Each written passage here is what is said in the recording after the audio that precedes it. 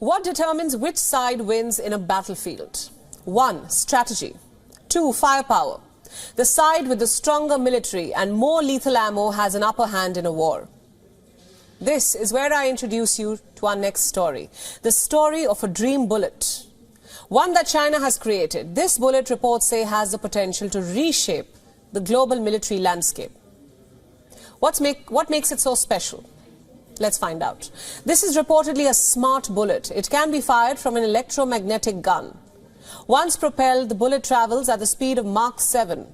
They say once you fire a bullet, you can't change its course. But in the case of the dream bullet, you can. You can adjust its path, change its direction, change its target. In fact, the bullet will do all of this by itself. It continuously receives signals from a satellite navigation system. And based on the data, the dream bullet adjusts its flight path. Sounds straight out of a sci-fi movie, doesn't it? This dream bullet travels at the speed of 2,500 meters per second. This is China's new bullet. But this bullet is a rip-off. Like most other things that China makes, the Dream Bullet 2 is a copy. Time for some history. In 2012, the United States Navy spoke about the concept of a dream shell. It wanted a shell that could be launched by electromagnetic rail guns or coil guns. The US Navy wanted this shell to have the speed of Mach 5. What's more, it envisioned a shell that could be guided by GPS. But you know what they say, walls have ears. China has ears everywhere. Beijing did what it does best, stole the idea. It is 2024 and China has the dream bullet. The United States, meanwhile, still does not even have a prototype. The Chinese bullet was created by a team in China's Naval University of Engineering. The lead scientist is a man named Feng Junhong. He has no qualms in admitting that the head start came from the West, that the idea was stolen. But Feng says that they got down to working on the idea. They had absolutely no guidance at that time. Now that China has this dream bullet, how does it plan to use it and where? There are too many conflicts China is caught in, from South China Sea to the Himalayas. At which front will Beijing deploy its dream bullet? And can it deploy it at all? Now this dream bullet has become a reality. The dark side of this concept has come to life too. 1. This dream bullet does not have a dream precision. It can go off path by up to 49 feet. Imagine that. 2. During the launch of this dream bullet, an intense electromagnetic field is generated. This field can affect the functioning of delicate electronic components. I'm talking about the likes of chips and antennas. Chips are found in most war machines and antennas aboard more war vehicles. You know, I'm talking about the likes of tanks. Can China afford to derail these vehicles by using these dream bullets? Here's another problem. These smart shells need good satellite signals. So what happens when the signal is weak? Problem number 4. When the shell travels through air, it generates a lot of heat because of friction. This is far from ideal. Problem number 5. When the shell is traveling through air, instead of going straight, it whirls and sways erratically. This again is not ideal for a chaotic battle zone. It endangers the troops, even the side firing the dream bullet. So when you account for all of this, the Chinese bullet does not sound all that dreamy now, does it? And like all things Chinese, the bullet is riddled with flaws.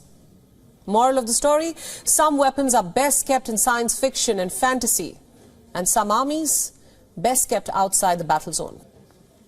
What is your favorite font? Let me stop you before you say Comic Sans. If you prefer italics, then you may be closer to what my next story is about. Ever since typing has replaced traditional handwriting, cursive has lost its charm. Some may even call it a lost art, but slowly and steadily it is being revived. At least American lawmakers are trying their best, and they believe it will bring along some brain benefits. Let me break it down. In California, the technique of cursive handwriting was stopped being taught in 2010. But now the Golden State, along with almost 24 others, has made cursive education mandatory. In some form at least, public school students from 1st through the 6th grade will now learn to write in cursive. And why is that? Well, it's a topic of debate in educational and scientific circles. Neuroscientists say that writing out letters in cursive can boost overall learning and language development. In fact, young children may even find cursive easier to learn and replicate. Since the letters are joined together, children might find it more autonomous. It can even enhance visual motor skills and lead to better learning outcomes. A small study by Italian researchers found that teaching cursive to students in the first year of primary school can improve their reading skills. Canada too tried to do away with cursive, but it resurrected it in 2023. Other than that, the handwriting is still widely taught in Western Europe. Spain, Italy, Portugal and France have held on to this tradition. And in the United Kingdom, joined-up handwriting is still taught in English classrooms. Meanwhile, Switzerland only teaches basic script. In 2016, Finland also removed cursive handwriting from its schools. You see, the trends vary from country to country, but some educators fear that letting go completely of cursive could spell a backslide in academic results. While there are no downsides of teaching it, so why risk anything? Multiple studies have shown that it is still beneficial to write with pen and paper, but the greatest benefits are tied to the act of writing itself, whether cursive or not. It's no secret that brands go to great lengths to sell their products. Ambush marketing, social media, product placements, billboards, endorsements, big campaigns. But what happens when they use children as bait to sell fast fashion? Under scrutiny today is one fashion giant. You probably own this brand's products. You jump on their sales, their offers, scour the internet for deals. I'm talking about H&M. It is under fire for sexualizing children. In its recent ad campaign, the ad in question showed a picture of two primary school girls. They had poker-faced expressions, much like the ones you see on models walking the ramp. They wore pinafore dresses, which look like your everyday school uniform.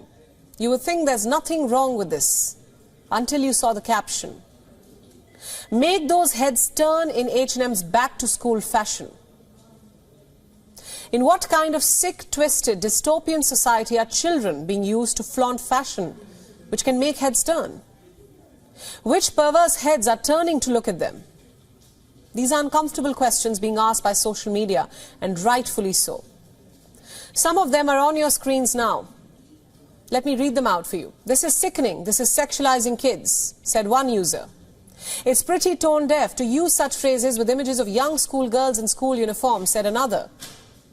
We are a culture lost to corporatism and pornification. This is sick, was another reaction. The consensus was clear, and thank God for that. The campaign was inappropriate, insensitive, unethical, period. The brand was forced to apologize. The ad has now been removed. But is that enough? A weak apology, taking down an offensive ad. We have to ask, what kind of society are we living in where sexualizing children for a campaign is a routine marketing exercise? Let me be honest, this has happened before. French luxury brand Balenciaga committed a similar sin in 2022 in its holiday campaign. It featured children carrying the brand's famous bear bags.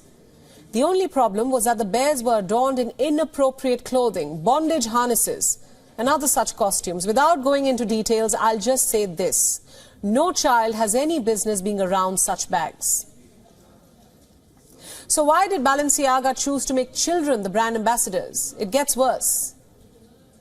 Allegedly, in one of the images, the documents on the table appeared to show court filings related to a child pornography case. What was the suggestion here?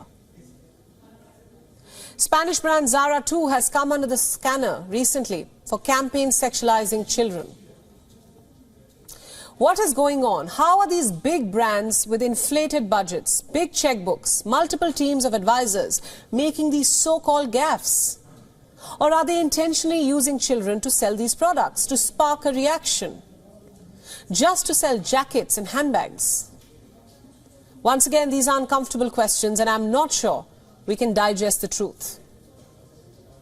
These are big brands with big wallets, massive marketing budgets, multiple teams to guide and advise them on how to sell their products. How then are children being used as puppets in hyper-sexualized ads?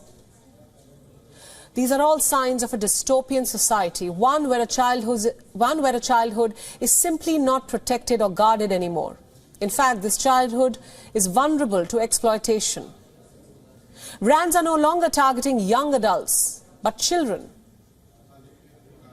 I'm not exaggerating when I say that children have now become primary consumers of fast fashion and even beauty. And as parents, we need to sit up and listen. Have you seen the latest problematic trend on TikTok? It's called Sephora Kids. For the unversed, Sephora is a multinational retailer of personal care and beauty products. Now, 10-year-olds are walking into Sephora stores with a wish list. Believe it or not, instead of playing with toys and puzzles and books, they're playing with makeup, skincare, scented bath products. While all of us are scrapping our last bits of childhood, kids are trying to become adults. This is a wake-up call for parents. Stop gifting your children makeup and beauty products as Christmas gifts. I can't tell you to boycott brands because that's futile. But pay attention to what your child is exposed to. Social media is already putting undue pressure on this particular generation to look a certain way, feel a certain way, act a certain way. Their self-esteem is fragile. The last thing we need as of now is a campaign using children to turn heads.